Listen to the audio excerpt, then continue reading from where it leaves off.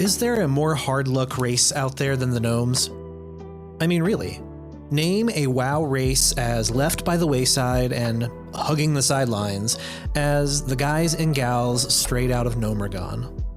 At best, they had a bit of a spotlight during Battle for Azeroth. One of, if not the most hated expansion, depending on who you ask.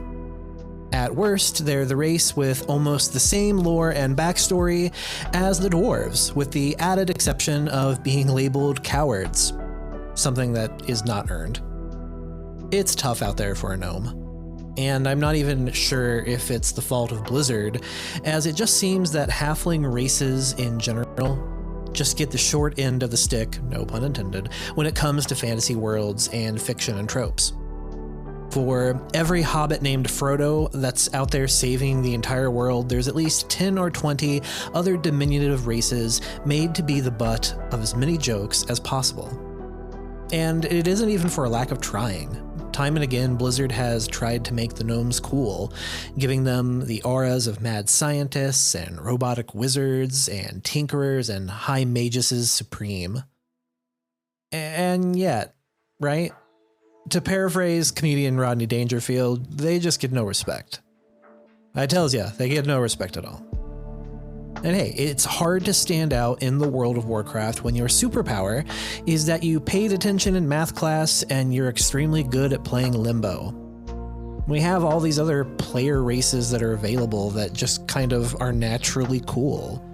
Werewolves, blue elves, addicted elves, tree elves, white people as elves, orcs with big axes, cute as heck fox people, and then there's the gnomes, over there, in the corner, never being taken seriously. So today on Essence of Azeroth, we're going to talk about the origins of the Gnomish race, but also make some comparisons of these former automatons turned fleshy scientists to some of their fictional contemporaries and talk about the history of the trope. And finally, we're going to delve into the biggest contribution of the gnomes to WoW lore in preparation for Phase 2 of the WoW Classic Season of Discovery, the capital, dungeon, and soon-to-be raid of Gnomergon. Tall ones need not apply. This is Essence of Azeroth.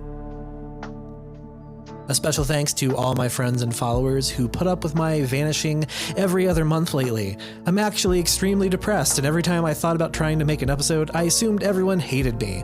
Aren't brains great? Anyways, just consider this a back to basics, an amuse-bouche, a restart. Let's go.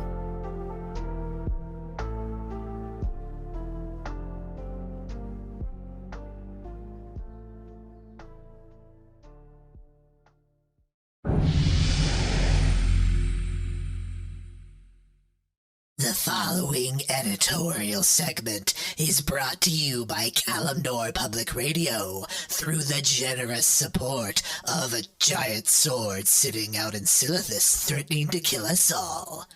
Hashtag what sword? Oh, my there, and hello. I come to you from the faraway, grand, spacious, massive, humongous, and towering city that is Gnomergon. The High Council of Gnomality has paid for this time to create awareness in both Horde and Alliance about a troubling trend of truly terrifying and tantamount to terrible issues bubbling up, which affects one and all. Dear citizens of Azeroth, we gnomes are a proud people, inventive, dogged, and loyal to a fault. However, one thing we are not are baby dwarves or humans. Do you know what happened last week when one of our diplomatic advisors, Jimmy, went to Stormwind for the State of the Alliance address? He got picked up by a Draenei and taken to Lost and Found. Need I remind you that if it weren't for the Gnomish race, you'd all be reading by firelight and afraid of your own shadows.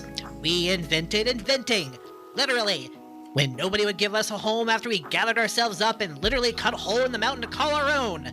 We were made in the image of great Memoron himself, so maybe show a little respect. We hear constantly about how great and terrible everyone thinks the goblins are. Ooh, look at their terrifying war machines they created for Garrosh and Sylvanas.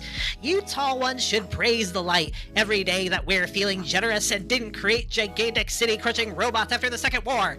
And no, I did not lose my babysitter. Stop asking. Anyways, thank you for your time, and now back to that filthy goblin Loro and whatever children's first soldering experiment he calls a studio.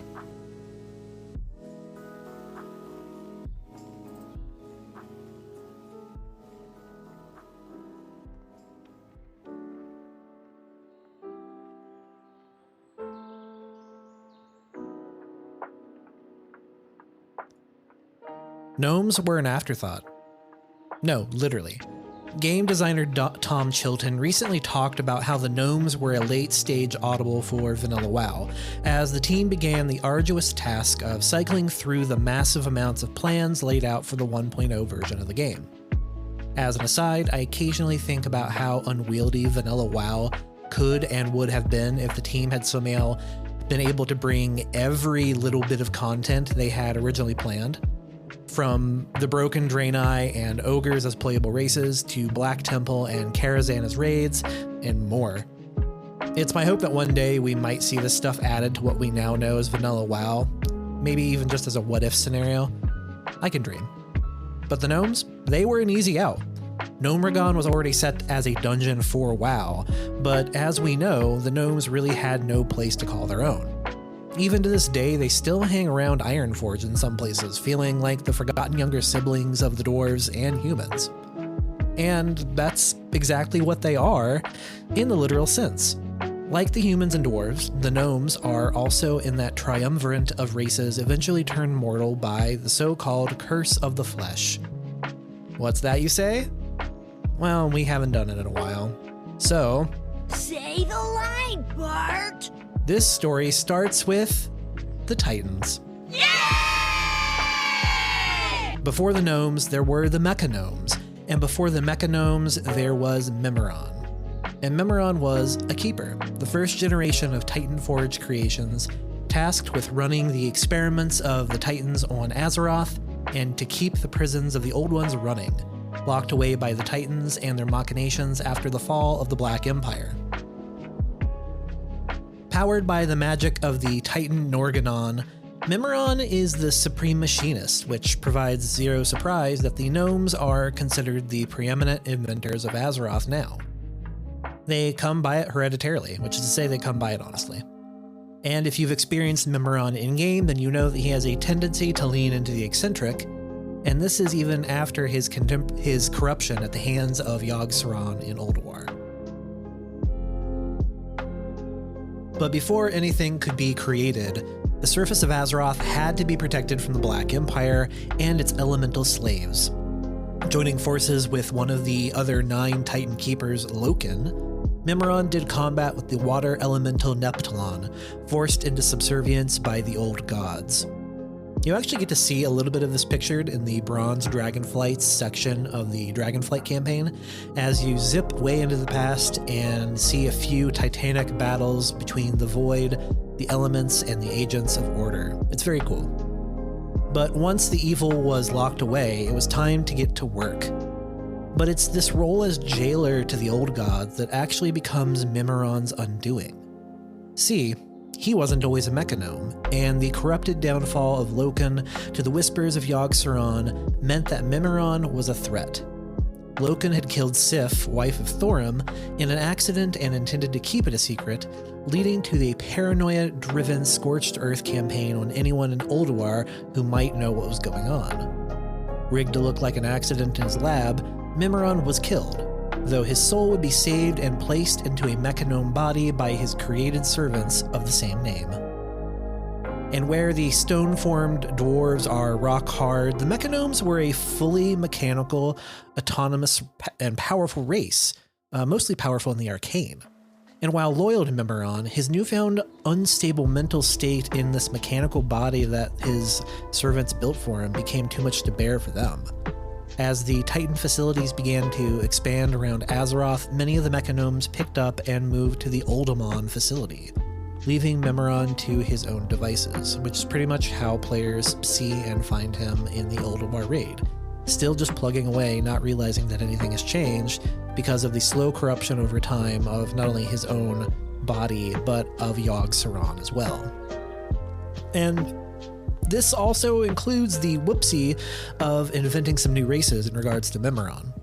We talked about it briefly in the Goblin episode, but Memoron is also responsible for the evolution and creation of the goblins, using the ore Kajamite to experiment on wildlife, in this case, the pygmies. Oops. I guess that means the goblins and gnomes just have a sibling rivalry. I've always wondered if they'd feel better about one another if they knew their origins all came from one source. Probably not. However, it's this leaving of Ulduar for Uldaman. You know, I've always wondered if it's Uldaman or Uldaman. I've always said Uldaman because Uldaman sounds like too much like You're the Man, and I don't want to think about any of my time period with the movie You're the Man. So we're just going to stick with Uldaman for now, because it sounds cooler. In leaving Ulduar for Uldaman, that starts the Gnomish race down its eventual path, as the curse of flesh and the era of abandonment would soon set in.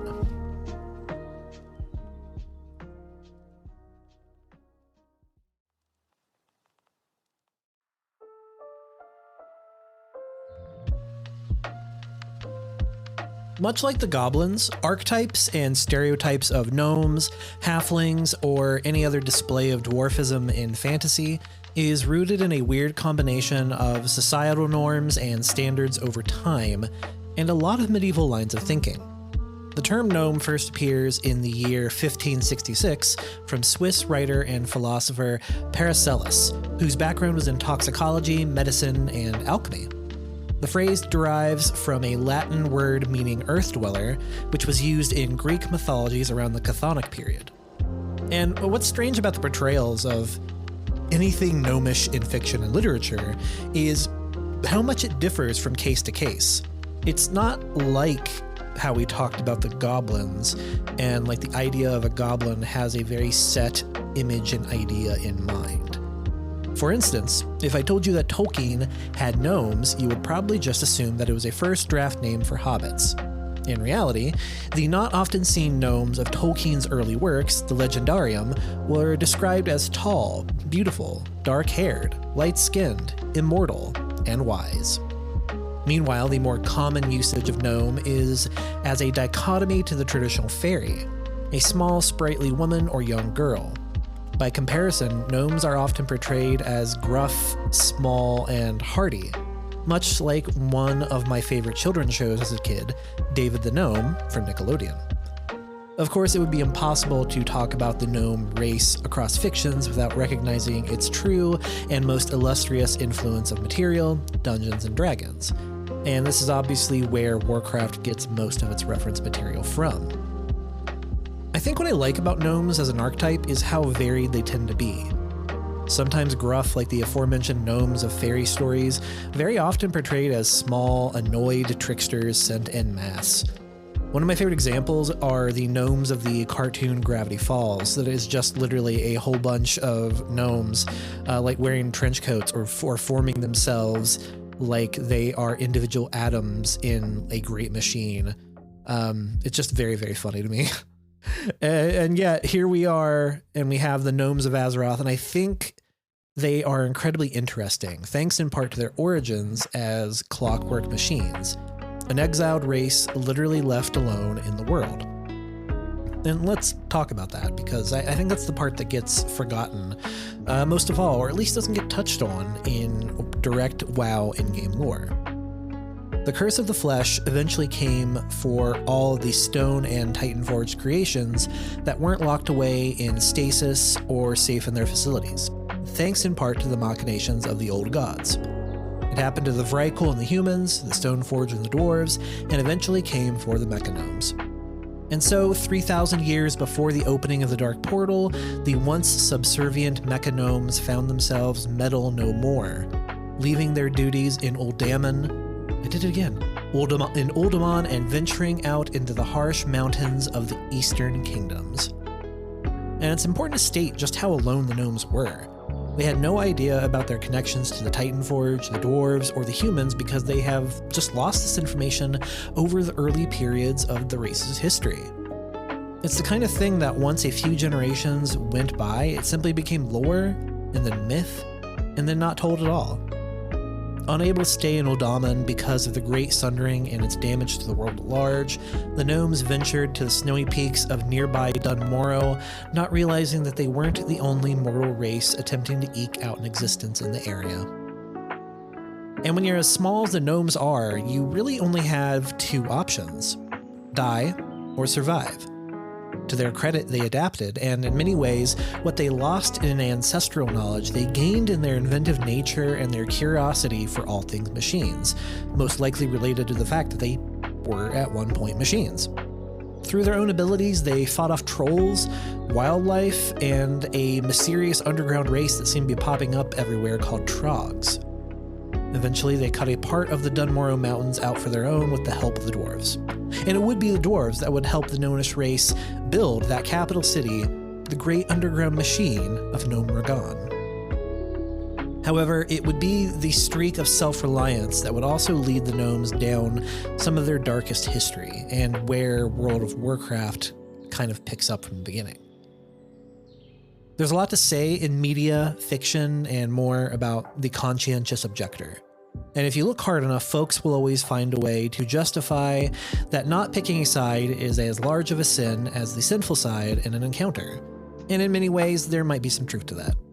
Hell, we're about to experience that mindset all over again as Americans approach yet another presidential election hellscape and prepare to hear a whole lot more rationalization about why not voting is a better choice than voting for a bad choice, and vice versa, no matter which way you hear it. And I suppose it all depends on the viewpoint. Sometimes not taking a side in a conflict is a matter of survival, and in the case of the gnomes, they've only ever known survival by any means, which is wholly unexpected based on how most players know the gnomes of WoW to be cheerful and somewhat jovial and not really that serious. But honestly, you'd have to be as hardcore as heck to survive out in the Eastern Kingdoms when you were the stature of the gnomes. I mean, just think about that. You know, and this is how they dug themselves out of the literal rubble of Uldaman. There I did it again. Fought off enemies 3, 4, 5, 6 times their size, and used their great capacity for forward thinking to get what they felt they deserved. However, this forward thinking would also lead them to making perhaps the greatest of blunders, sitting out the Second War both by choice and without choosing to, in which the orcs of Draenor pressed their assault on a weakened alliance and the Eastern Kingdoms.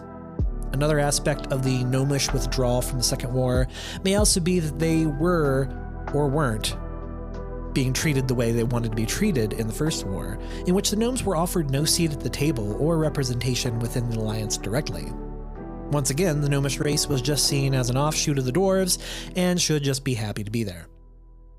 Though it isn't that the gnomes refused help outright.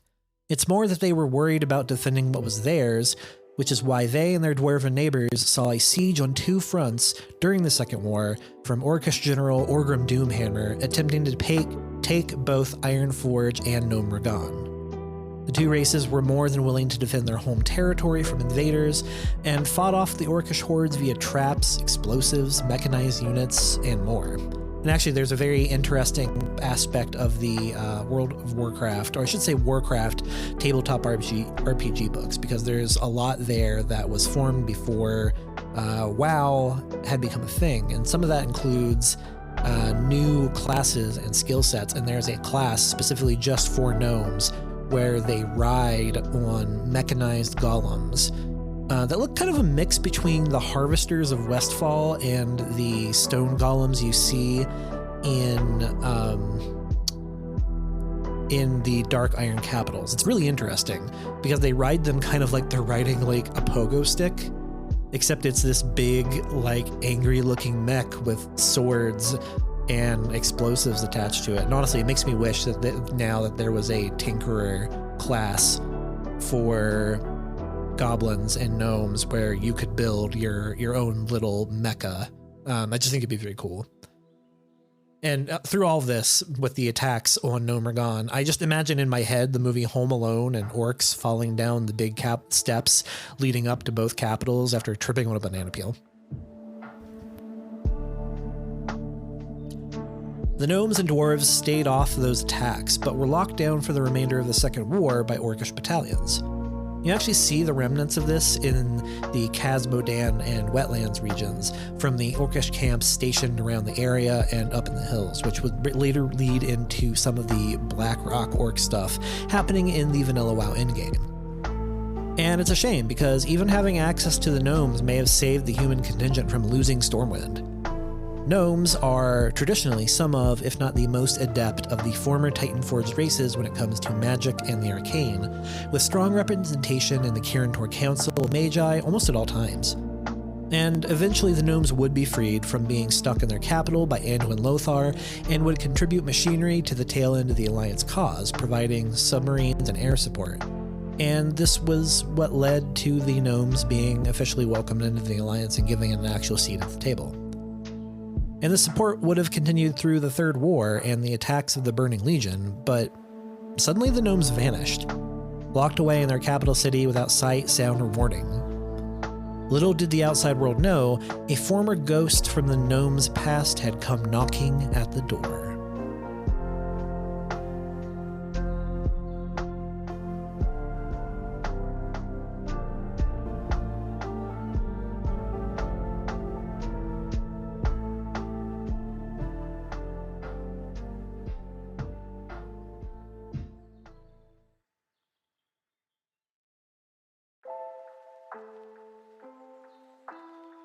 Some of the timeline in Vanilla World of Warcraft is a little messed up. Some things happen at the same time, even if it doesn't appear that way narratively to the player. One such occurrence is the revelation in the Old Dammon dungeon, I've just decided it's going to be Old Dammon, about the curse of the flesh, the dwarves, and the mecha gnomes. Meanwhile, the gnomes have reached out for assistance most dire as their home capital of Gnome Ragan is under siege from that menace known as the Trogs. And Trogs are quite important to the lore here, as they are literally the first test cases for the Titanforged servants by the Keepers. They are the pre-1.0 experiment. Being the first generation of the Stoneforged, they were left buried in the earth for not being up to snuff. Seeking out the scent of Titan magic, the Trogs eventually began raiding and attacking Gnome Ragan from below and creating a crisis for the Gnomish people. It's here that their leader, High Tinkerer Mechatork, makes a great mistake that the gnomes continue to pay for to this day. He vented toxic radiation and gas into the halls of Gnome Ragan in an attempt to kill the Trog infestation. All he ended up doing was poisoning his own people. The gnomes were forced to retreat. All in all, between the Trogs and the gas, it's estimated that 80% of the Gnomish race perished. And this is where we arrive during Vanilla WoW. The gnomes living a displaced life in Ironforge and Stormwind, and begging adventurers to help free those still stranded in the wastes. Originally a dungeon for level 26 to 36 and up to 41, Gnome Ragan is easy for Alliance players to reach and extremely hard for Horde that haven't done the teleportation quest. This is made even worse for Horde inventors, who may potentially miss out on a lot of early schematics, such as the flash bomb, the discombobulator ray, and more. Funny enough, 10 players could actually originally enter Gnome Ragan in Vanilla WoW as a group, but it's likely you never saw that since 5 players could easily handle it. Gnome Ragan is interesting because of just how large it is, both in the dungeon sense, but also in the lore sense. What you see in an instance is merely the higher levels, and if other construction projects nearby are any indicator, then it's very much possible that we've only seen a tiny bit of the capital itself. This may also explain why it took the Trogs so long to dig their way in. And one interesting bit of lore is the inclusion of Dark Iron Dwarves near the end of the dungeon, guarding the final boss of Mechgineer, that's a strange word to say, Mechgineer Thermoplug. There's a couple of Dark Iron patrols way at the end, the only non-Trog outsiders present inside the instance. And it's been long rumored that the Dark Irons, as part of their agenda to assist Ragnaros and attack the dwarves, were also helping to stabilize Gnome Ragan and would help install a Banana Republic of sorts. There's never been true confirmation for this, but it's an interesting bit of contextual storytelling that I really hadn't thought of until I started working on this, and it's one of the very small things about Vanilla WoW that I still appreciate to this day. And we're about to see Gnomeregan appear in Phase 2 of Season of Discovery, and with it comes a number of potential mysteries as it becomes a raid. With it being upgraded to that raid status, are we going to see anything new? It's unlikely if Blackfathom Deeps is the blueprint for this content. However, Gnomeregan's vibe and setting are still unique to this day, and much like the race who built it, seems to have a lot sitting underneath the surface waiting to be discovered. As for the gnomes, they would eventually take back parts of their home, with it becoming the starting area for gnomes. A thing I did not know because I had not started a new known tomb since Wrath of the Lich King. So, joke's on me. The story doesn't end here for the Gnomish people, and we do eventually get to see what happens when the mecha gnomes of the past and the problems of the Titanforged rear their heads once more. However, that's probably a talk best left to Battle for Azeroth, a thing we are going to do this year. Yay! Next time on Essence of Azeroth, one of the 2 episodes I mostly have completed. Sunwell? Comics? Which one will it be? Who knows? I don't. Someone tell me, please. Until next time.